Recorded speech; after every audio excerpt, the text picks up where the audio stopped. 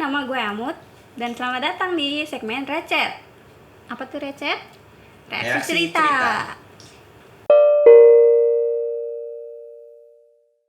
Di sini gue barengan sama Dika. Nah, gue nih pengen cerita dik. Jadi Apa tuh? cerita ini tuh sebenarnya ada di platform lain. Tapi gue pengen bawa ke lu dan penonton juga, siapa tahu biar bisa sambil ya cerita-cerita relate gitulah gitu. Nah, ceritanya menarik nih. Apa karena tuh? lu mungkin juga bisa relate. Judulnya, apakah gue yang salah karena gak jagain keponakan gue dan ninggalin dia ke orang lain? Gue tahu lu punya ponakan. Betul. Jadi ceritanya gini. Gue, ini yang cerita nih cewek umur 24 tahun ya. Oke. Punya keponakan cewek yang baru berumur 1 tahun. Kakak cewek gue dan suaminya tinggal deketan sama gue.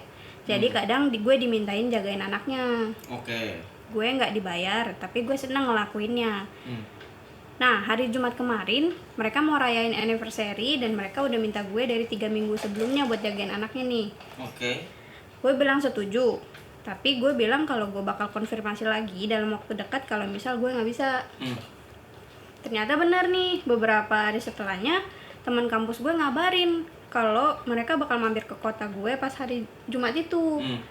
Gue seneng banget dong karena gue kangen mereka dan gue udah nggak ketemu mereka tuh 3 tahun lamanya. Udah, gue udah kabarin kakak gue nih seminggu sebelum hari Jumat kalau gue nggak bisa jagain anaknya. Dan dia dan minta dia cari orang lain atau atur rencana lagi lah gitu. Dia nggak bales chat gue, tapi dia udah baca, jadi gue pikir ya dia nggak apa-apa kan gitu. Terus tiba-tiba pas hari Jumat mereka tetap datang ke rumah gue dan bawa anaknya. Gue bingung dan gue nanya kenapa dia tetap datang padahal gue bilang nggak bisa. Dia bilang dia tetap titip anaknya ke gue sesuai rencana awal. Gue udah bilang kalau gue mau pergi dan gue nggak bisa batalin rencana itu. Tapi dia bilang kalau keluarga lebih penting dan ketemu teman-teman tuh nggak penting. Harusnya gue bisa bertanggung jawab sebagai seorang tante. Sebelum gue bisa protes, dia udah langsung cabut sama suaminya dan setelah itu pun nggak bisa dihubungin sama sekali karena ponselnya tuh dimatiin. Dan gue ditinggal dengan kebingungan gitu kan.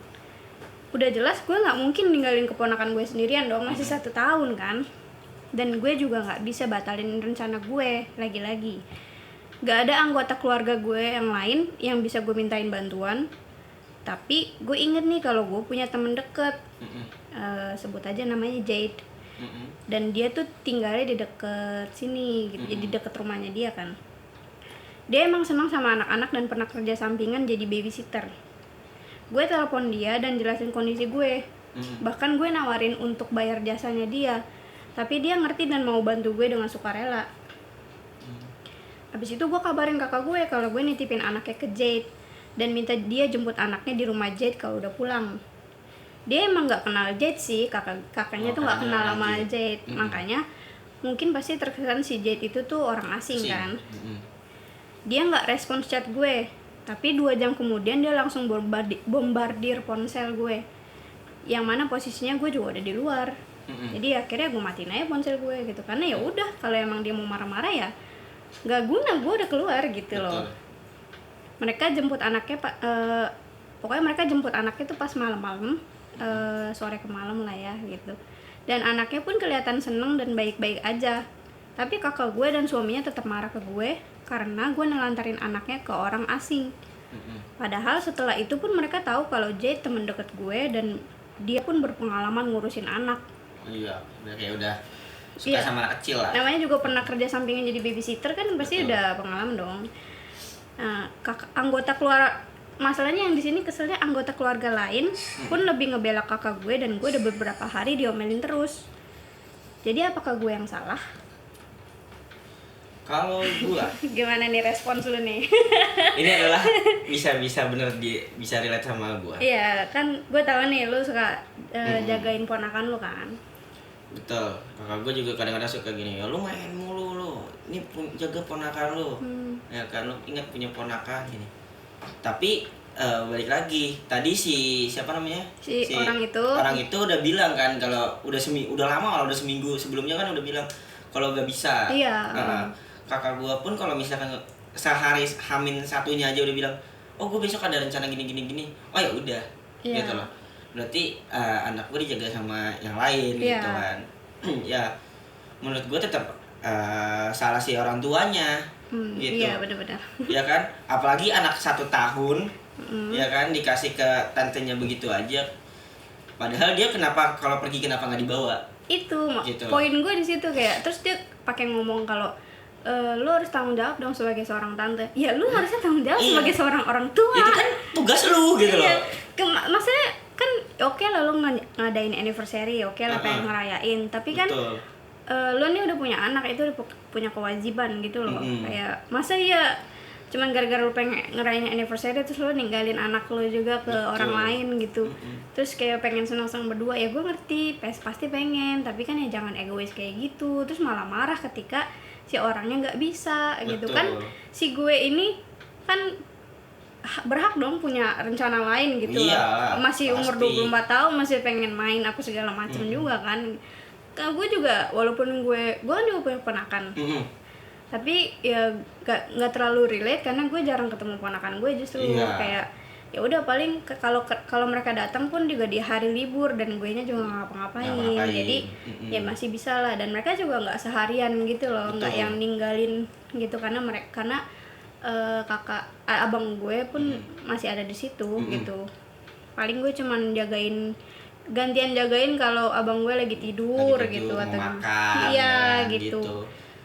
Gue kesel aja sih denger ceritanya karena gimana ya namanya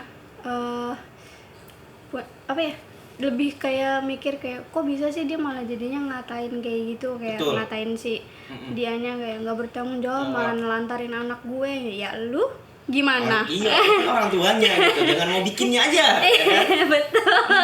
Mau bikinnya getol, ya kan? Udah jadi, udahlah kasih tantenya gitu. Ya mentang-mentang ada tante yang tinggal deket sini gitu, terus jadi lu pengen kayak udah nitipin anaknya. Apalagi kan dilihat dari ceritanya tadi aja katanya dia udah sering jagain si ponakannya itu kan gitu. Kayak ya berarti selama ini kan orang tuanya kayak pengennya tuh lepas gitu aja, kayak keenakan berarti dijagain mulu anaknya. Kalau anaknya mungkin umur 3 tahun, 4 tahun masih it's okay karena dia udah bisa memikirkan sesuatu sendiri, kayak dia bisa bermain sendiri, menggambar sendiri. Ini kan umur anak 1 tahun masih butuh ya, makannya pun makan masih bubur gitu kan, belum tentu bisa jalan. Tapi walaupun at least tuh anaknya tuh 6 tahun lah ya baru bisa mungkin ditinggal sendiri, tapi pun itu juga harus ada dijagain orang ya, walaupun itu kayak ya itu yang penting. Yang pikirin gue itulah tanggung jawab orang tuanya sebenarnya. Jangan melempar tanggung jawab. Jangan suka ngelempar tanggung jawab. Itu. Jadi kalau nanti yang udah nikah punya anak, tolong jaga anaknya. Jangan dikasih ke omnya atau tantenya. Gitu. Boleh sesekali nggak boleh. Apa-apa, gitu. Gua pun senang gitu ngejaga ponakan gua gitu. Kalau kakak gua lagi dinas ada pekerjaan. Kalau pekerjaan kan berbeda ya. Kalau pekerjaan kan ibaratnya emang buat si anaknya lagi ya kan, kita juga harus menjaga. Oh ya udah, gue juga kosong gitu. Kalau misalkan buat anniversary, ya gimana ya? Berarti kan anniversary-nya baru pertama kali tuh. Iya emang enggak, tapi gue pikir emang maksudnya nggak bisa ajak anaknya aja gitu, kayak ini perayaan maksudnya kayak lu anniversary sekalian merayakannya bareng. Bikin lagi. Gak tahu ya. Ntar takutnya terganggu. Ya kan lagi udah mau siap, terus nangis. Ya aduh, pakai celana lagi. Itu resiko nggak sih? Iya, resiko, betul. namanya resiko punya anak kayak gitu. Makanya kalau udah punya anak biasanya nyuruh anaknya suruh tidur. Nah, tapi kalau udah gede tidur mulu. Iya benar. Bener nggak? Kalau masih kecil tidur. Tapi kalau udah gede tidur mulu. Kerja sono. Kasih ake. Nah jadi begitu ya, kayak ternyata gue nemuin kayak banyak banget cerita-cerita aneh di dunia ini gitu loh. Maksudnya kayak dari platform itu tuh gue bisa menemukan oh banyak ya ternyata orang yang kayak gini berbagai macam jenisnya. Manusia itu unik sekali otaknya. Dan responsnya itu pun juga macam-macam kan, kayak dari orang-orang yang nge-reply di platform itu. Jadi kalau mau tahu cerita selanjutnya nonton lagi ya episode lainnya. Dadah.